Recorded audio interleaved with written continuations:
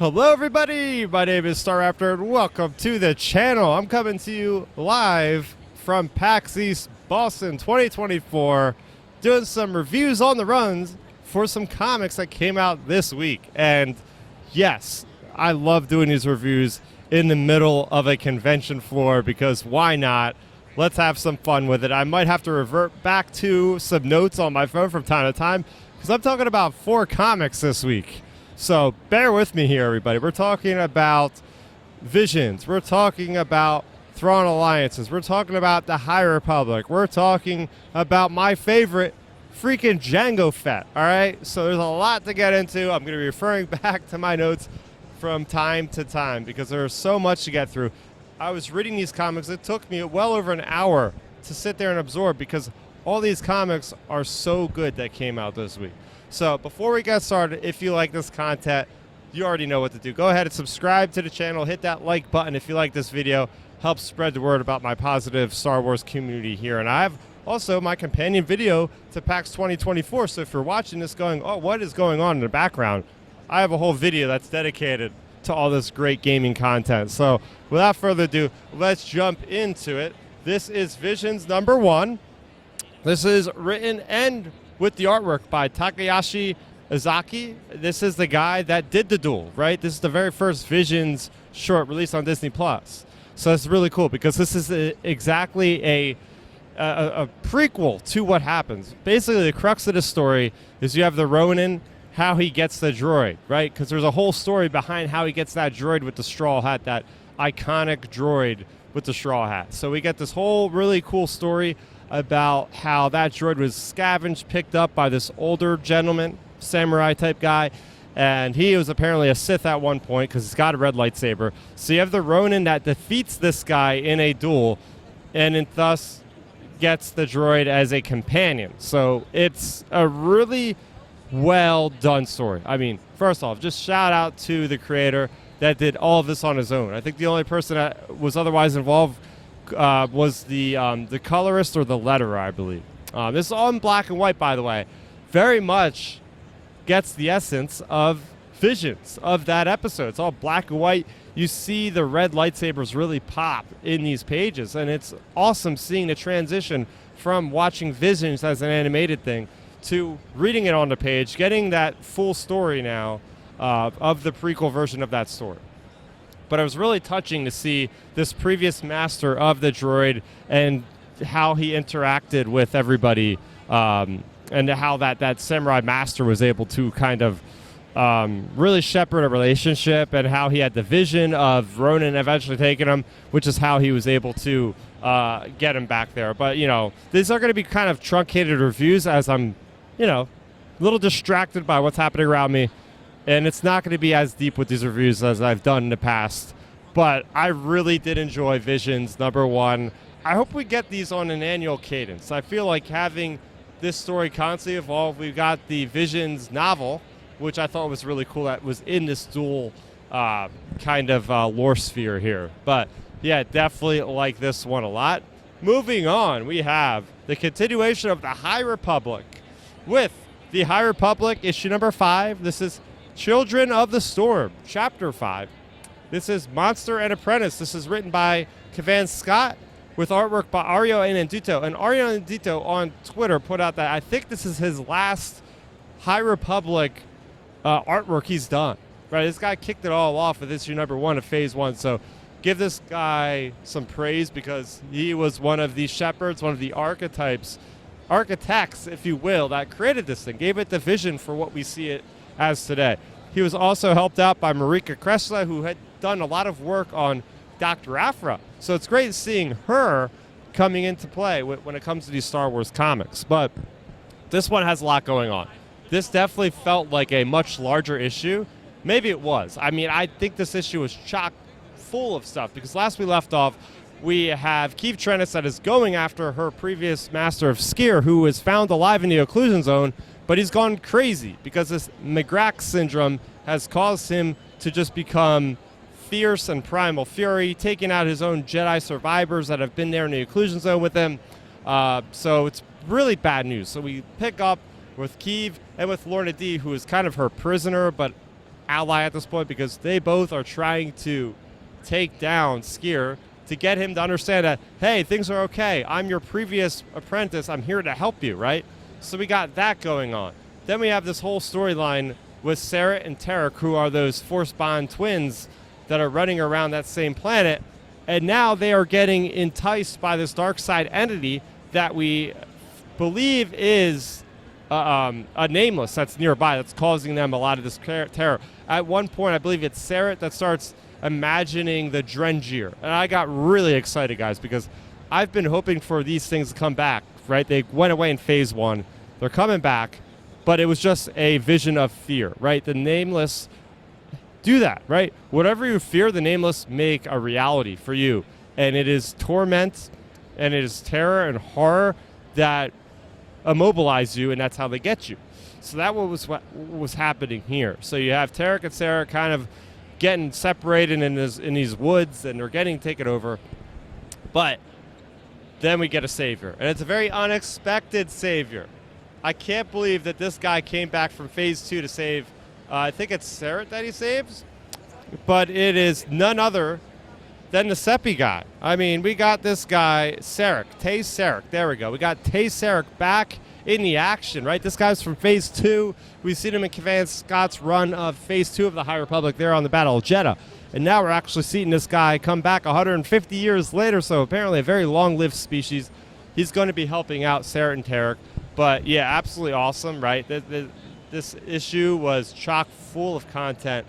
We see the resolution that actually she was able to get through to Skier. We actually have Keith Trennis was able to get through to Skier because she shows him the lightsaber that she had given him to defend himself on Starlight Beacon. Remember, he was on Starlight Beacon holding off against the nameless creatures, so we still got to figure out how he survived them, but we know he's around. But she gets through to him in his primal fury. She gets through to Skier and is able to embrace him, and it's this very cathartic moment of these two long-lived friends that have found each other through the darkness. So I absolutely loved it. So we get a little bit of Skier with the McGrath syndrome. There's a little girl at the end, and Skier is protecting this little girl with a mask. I feel like there is a connection with this character to something in Star Wars. I haven't figured it out yet, but I feel like the reason why he was protecting her against these other Jedi, I'm very curious to know what that is. I feel like she's got to have a tie to something in the future for sure. Moving on to Thrawn Alliances number 3 out of 4. So we're almost at the end here. It's penultimate issue. This, of course, is written by the legendary Tim Zahn, as well as with help by Jody Hauser in his adaptation. Artwork is by Pat Oliff and Andrea Di Vito. So this issue, my criticism of the Thrawn series is this should have been 6 issues, maybe at least, because I feel like things are smushed together so much in these issues that they become so dense, almost overly dense with the content that's smushed together here. And it does lead me to comprehend things a little bit slower than I would on a normal Star Wars comic. So that's my big precursor to getting into this conversation. It's just I really see where things went wrong here. Not that it's finished yet. We got one more issue, but I really think this series needed more time to breathe because, again, we have the story that's going on in the past with Anakin and Thrawn trying to find Padme, and then we have their current storyline, which is in the same area on Batuu, but they're tasked by the Emperor to find this darkness that's going on within the unknown regions, and we find out, well, I know what it is because I read Thrawn Alliances, obviously, but we are really getting close to finding out the resolution. But some highlights for me out of this issue were Anakin. I love how he's portrayed in this. I think he's written very well, and to see him there in the height of the Clone Wars, we're seeing really good artistry here, representation of Anakin with this kind of blue hue. Whenever Anakin is using the Force, there's like a blue hue in the back of the character, right? So it shows like he's channeling the Force. He's getting a little angry at points with these people. They're trying to figure out what is going on with the Separatists. They found evidence of the Separatists on Batuu, so then that leads him and Thrawn, young Thrawn, to find out where they are. And then by that, they process of elimination, they're able to find out Padme, who got the breadcrumbs from one of her handmaidens that got killed is off to Mokiv, where the Separatists have a secret droid building facility, and that is where now Anakin and Thrawn have gone. Now, going into the present, we have Thrawn and Anakin figuring out that there's another alien force that is enslaving other people, other aliens, and they are called the Grisk. Guys, we have our first introduction to the Grisk in Star Wars. Now, they're very muddy images, very unspecified, so I'm hoping we get a full profile shot of one of them next month. But you can kind of see what they look like, and the Grisk are they're interesting characters because they're out there in the unknown regions, and they've been out there, and they're just kind of biding their time for a takeover of like everything known to man. So I really feel like the Grisk could be a new threat in even the movies and the series going forward. So that's why I've been waiting upon bated breath to figure out what exactly they look like in Star Wars. So we get a quick glimpse of them. But again, this whole book is, hey, how does Thrawn and Vader look like working together? What does Thrawn and Anakin look like working together? So we get a lot of that information there. So very happy with this issue, although I wish it was like 6 issues and not 4 because some of the stuff needed a little bit more room to breathe. Best for last, guys. 4th and final comic here. We have Jango Fett issue number 1. This is called Trail of Lost Hope, Part 1, written by Ethan Sachs with artwork by the legendary Luke Ross. Now, you guys know me if you've been following the channel. Jango Fett is my personal favorite character of the prequel trilogy, that whole era of the Clone Wars, like Galactic Civil War, whatever. I just love the character because going back to when I was 12 or 11, that's when I first seen my preview, first trailer for Attack of the Clones, seen this guy in the blue and silver armor and went, oh my gosh, this guy looks cooler than Boba Fett, and I already love Boba Fett. So what it was, oh, he's got a Slave One that has a blue hue to it. I got to figure out, oh, there's an asteroid chase between him and Obi-Wan Kenobi. Oh, Obi-Wan's fighting him. This guy just screamed cool to me. So it's about damn time that we get this series, because also I forgot to mention that I loved the Bounty Hunter game growing up. I played it on the GameCube over and over and over again. That's how we figure out how Jango Fett became the clone template we would later see the clone army being used by, because he was such a badass bounty hunter. So it finally comes out that we get a Jango Fett miniseries of 4 issues. And I've done my best to support the heck out of this comic book, because before I even know how great this comic ended up being in the interior part of the book, I want to get this thing extended. So my call to arms for all of you out there is buy Jango Fett number 1, because Ethan Sachs told me and Matthew Neugebauer on the Tractor Beam podcast, where we interviewed him about a month ago, that if this book does well, he has more ideas for more stories with this character. And I think this is a ripe storytelling gap between before Phantom Menace that sets up the Phantom Menace and the rest of the Skywalker saga, because we've never had a book, an ongoing series taking place before Phantom Menace, this close to it at least, not counting the High Republic. So I digress. Let's actually get into the content of why I really want more of this, because this is a bounty hunter story front and forward, right? We open up with one of the most badass scenes. It reminds me of Mandalorian Season 1, Episode 1, where it's like Jango Fett just comes in and gets his bounty pretty easily, right? He just gets this guy, uses his jetpack, gets through the roof, throws a thermal detonator, and just vaporizes everybody, and they don't even know he was there. Turns in his bounty. Next thing you know, we're learning about Chancellor Valorum, right? This before Palpatine was in office as senator, and we're already seeing that Ethan Sachs is writing in some great content to see us showing why Valorum, they lost respect for him and they voted him out. Because situations like this, where under his watch, the people of the Nautolan planet, where they come from, there's a big strife between the indigenous people there and the Nautilans, and next thing you know, the Republic is trying to get in there to have peace. They're giving them a peace reward, and then it's stolen by somebody, and then it's this huge outrage across the galaxy of what is happening. There's these 2 parties of people, and there's about to be war, and that's really, really bad, obviously. So Valorum is getting under fire for that. So it's already showing, like, okay, Valorum has not had much trust with the common folk, if you will. So then we go ahead and we see that we go to Dayu. That's from Obi-Wan Kenobi. So again, like seeing all this, and there's a bounty to try to get this thing back. They want to get this item that was stolen by these people back, and they look like people from Aquaman, right? Like Black Manta's gang or something. What the hell? The way their helmets are designed on, they're an aquatic people on that planet. Gleam Sam, Gleon-Sam, that's the place I couldn't remember. The Amsami, who are the incumbent people on that planet, versus the Nalaran, who also share the planet with these people, trying to get a peace offering. The peace offering is stolen, and that's where we get that. But everything from how Jango Fett behaves to how he holds himself, Ethan Sachs has gotten the characters done so well. He got him down so well. The action, Luke Ross, the visuals, oh my gosh, the artwork is just sick.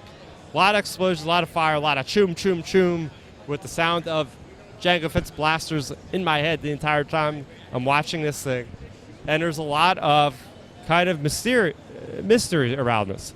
We go to the Mega Block, which is where Aurra Singh is being held, and she's getting involved. The next thing you know, these people are planting bombs on the Slave One as Jango Fett is trying to go on this mission, and he's having to take these fools out like Crosshair style, throwing one of those like mirror type discs to like back shot the laser blast to hit the guy in the head, knocks him out, kills him. This is an awesome book, guys. This is an awesome book. If you are a fan of Jango Fett, go ahead, buy it. Buy your variants, buy all that stuff, because we want this to keep going, guys. I have a couple other notes on things that I might have missed in my Jango Fett. Oh, there's another character that's introduced on Dayu, and his name is Vigor Struck. And Vigor Struck is this character that is being picked on by 3 Gluvians, who are these big, like, jello-looking dudes. And without better explanation for them, this guy is looking around this Dayu bar, and all these people are getting these bounty pucks to go and help the Republic to get this peace item back from these people that stole it. And he's a badass new character in Star Wars. To my knowledge, unless he's a Legends character, this is a new character in Star Wars that could wield a double staff like no other and just whoop everybody's ass. So my respect goes out to Vigor Struck, because I'm going to keep my eyes on that guy, because he has some serious martial ability. But yeah, just a lot. I love how Ethan Sachs has tied in so much great content from the Pro Dameron series with the Megalox prison to strengthening the Phantom Menace to just bringing in locations from Obi-Wan Kenobi. He has done a fantastic job, and Luke Ross and everybody else involved, with just making this more than just a story about Jango Fett, because I think it will be. It's called Jango Fett, but it's this era that I think we're seeing fleshed out more, which has been sorely needed. Sorely needed. We've needed to see this content for the longest time. I really hope that ultimately this story shows why Jango Fett was chosen to be Count Dooku's #1 man, to be part of the clone template. So, man, oh man, I loved it. I couldn't have seen it go better than what it actually ended up being. So there you have it. Those were my reviews for all those comics here at PAX 2024. I have my entire PAX little look at PAX as a video on the channel right now. Overview of everything that I kind of went through, some video and all that. So if all this back behind me seems interesting, go ahead and check out that content. You can do so by subscribing here at youtube.com/Starrapter for all that. And make sure you go ahead and check out the Tractor Beam, where me and Matthew Neugebauer over on the Star Wars Underworld YouTube network, YouTube channel, every Wednesday at 9 p.m. we will be talking about comics in detail. So there you have it. That's it for me, Starrapter. Thank you so much for watching, and may the Force be with you always. Thanks for checking out the video. Please hit that thumbs up symbol. It helps me know that I'm making content that you guys enjoy. And if you enjoyed this video, I also include 2 videos down below you guys should check out. And please consider subscribing to this channel. It helps support me, and it notifies you guys of when I get new videos up on the channel. You can also contact me on Twitter, Facebook, and Instagram at Starrapter.